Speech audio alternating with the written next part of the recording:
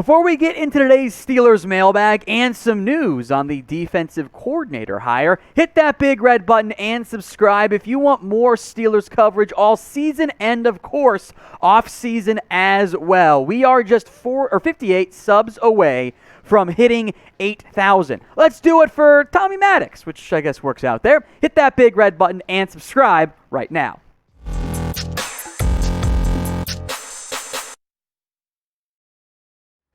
You're watching Steelers Talk by Chat Sports. The majority of today's show is going to be a mailbag, answering your guys' questions on all things Steelers. But before we do that, there is some news you might have seen come across the wire. As most of us expected, and has been reported by Gary Dulac and others, and Ian Rappaport, etc., the Steelers are going to be hiring Teryl Austin as their new defensive coordinator today. He will, of course, be replacing Keith Butler. Not a major surprise here. This was very much the expected hire. Now, look, Pittsburgh went through their whole search, and I know some of you guys wanted more of an outside hire, although I will make note that Austin was an outside hire originally just a few years ago. There will still be plenty of heavy Mike Tomlin influence on this defense, but Austin has been a defensive coordinator in the past. We know he can at least handle that role. I don't have that many complaints about it as long as they play decently on that side of the ball. Having TJ Watt and Minkah Fitzpatrick helps that, right?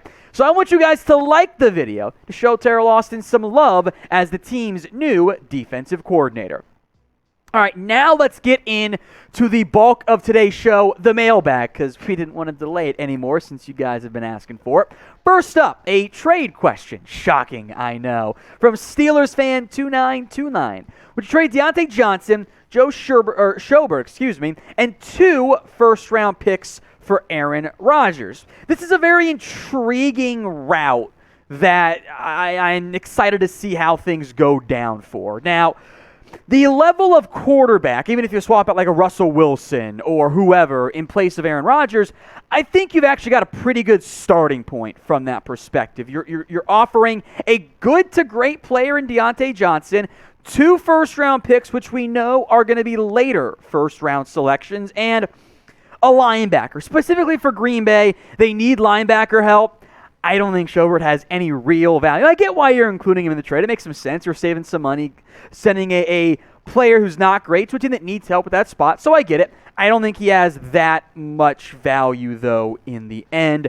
But remember, Aaron Rodgers, as great as he is turning 39 this year.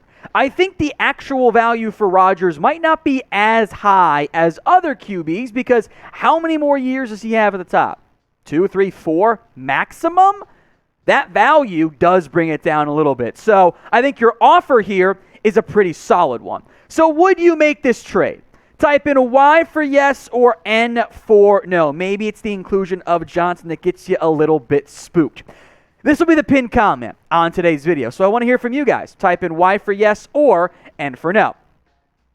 I'd strongly consider making this trade. You can find other receivers via the draft, via free agency, and I think it gives you a window to win right now, if that is your plan. Now, if your mindset is, you know what, we've had Big Ben for so long, our cap's not in an ideal position, I want to wait, rebuild a little bit, I get that. I think that's perfectly valid as well. But if we operate under the be aggressive, go get a franchise QB while we still have some pieces around him and want to be aggressive and win right now, I think that's a good route to go. You would miss Diontae Johnson, make no mistake. You can bring back Juju at a fraction of the cost and I think still be okay at wide receiver. And then maybe draft somebody round 2, round 3 as well.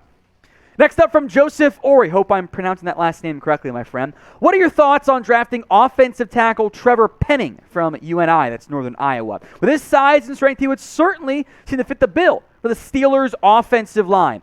I'm on board with this idea. I have no issues drafting more offensive linemen if that's the route that you want to go. Now, the majority of Penning's reps at the FCS level were at left tackle. There were a handful back in 2019 at guard or right tackle, and both sides were on the right side there. So I wouldn't be upset about it. Now, you would have to figure out what to do with Dan Moore Jr. Could you kick him over to right tackle? That could be an option. Maybe you don't love Zach Banner there long-term in a core four, etc. Maybe you could move more to guard. Not sure I love that idea. But I do think if you draft Trevor Penning, the upside is him being one of, or if not the outright best, offensive lineman on your roster. And if you're not sold on more, a guy like Penning, if he's there for you, makes a lot of sense. Yes, he's coming from the FCS level, but I was very impressed by Penning overall. He'll be a top 32 guy, I would expect, on my board once it's all finalized. He plays mean. He plays nasty. Great power. If you want to run the ball with Najee Harris, I think Penning has the opportunity to fit that type of offense. Now, he's a mean guy, sometimes a little bit too mean. There were some penalties, some late stuff going on, but I would have to have someone I have to kind of pull back down, get him to relax, but I have to ramp up because he's too soft. Penning is by no means soft. Some other draft options scattered throughout day 1, day 2. If you want to guard, Kenyon Green, Zion Johnson. Now, maybe you just re-sign Trey Turner. You're probably fine at that spot. Offensive tackle guys, Daniel Falele, if you want a right tackle. Needs some time, but big monster guy. I think would work well in the run game. Dylan Parham, I think, flashed some at Memphis. There might be some center value there on top of that if you're not sold on Kendrick Green, which probably give him another year. And Jamari Saylor, who offers you some positional flex along the offensive line. So as it relates to that offensive line, do the Steelers need to spend a top pick on the O-line this year? I would lean toward yes, but I want to hear from you. Type in 1 for no, or 1 for yes, you spend a high pick, or 0 for no, they don't need to spend any picks whatsoever on that O-line. Today's show is powered by our sportsbook partner, BetUS. Head over to chatsports.com/bet. Use promo code Steelers125. It'll get you a 125% deposit bonus. That's chatsports.com/bet. Promo code Steelers125. You can bet on the Super Bowl.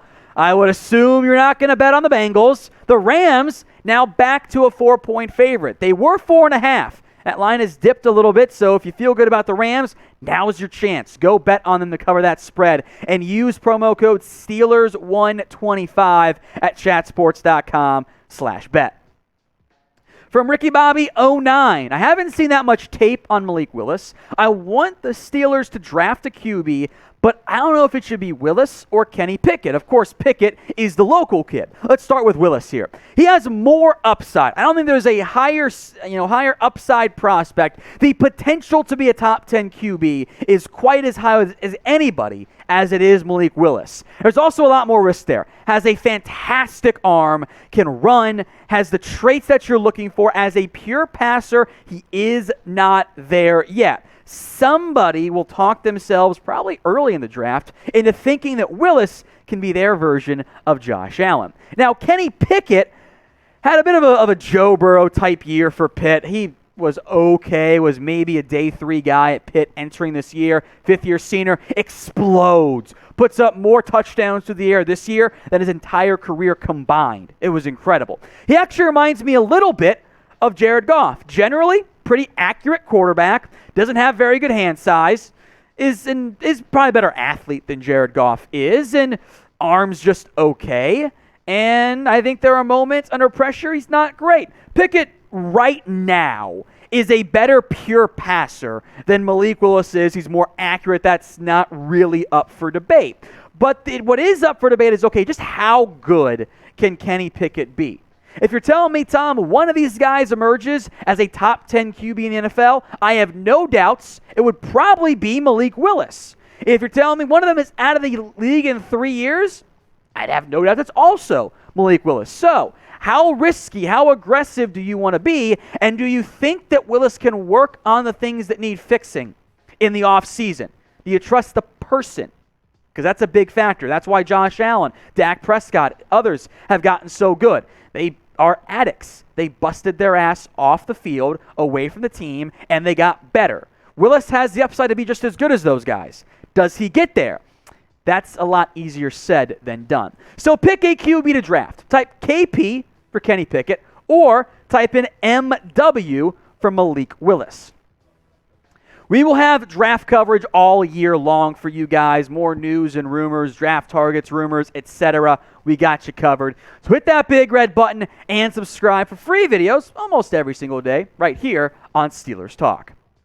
From Steel City 420, nice. Is it worth it to trade for Jimmy G? Depends on what you are expecting out of it. How are we defining worth it? If we're looking for a better QB than Mason Rudolph, etc., absolutely. It is certainly an option because right now Jimmy G is better than what you have right now. But if your goal is Super Bowl or bust, I don't know if he's enough to make that deep run. He will bring you stability, better play, better QBing than what you've got right now, even if you were combined Mason Rudolph and Dwayne Haskins. Jimmy Garoppolo, very good on third down, has had a great success rate of winning games in the NFL. Injury concerns as well. But I think you would be a better team if you traded for Jimmy Garoppolo right now. You would probably be a playoff team, just like you were last year. Would you be a Super Bowl favorite? I don't think so. So with that in mind, pick one to trade for, because these other three names are much more along the lines of someone you could trade for and immediately become a Super Bowl contender. Type DW for Deshaun Watson, AR for Aaron Rodgers, RW for Russell Wilson, and JG for Jimmy G. Remember, folks, if you want to be on our future mailbags, use hashtag Steelers in the comments section, and you got to be subscribed. That way we can actually see your questions and get them in a little bit easier. If you have any questions related to anything about Pittsburgh, use hashtag Steelers in the comments section right now.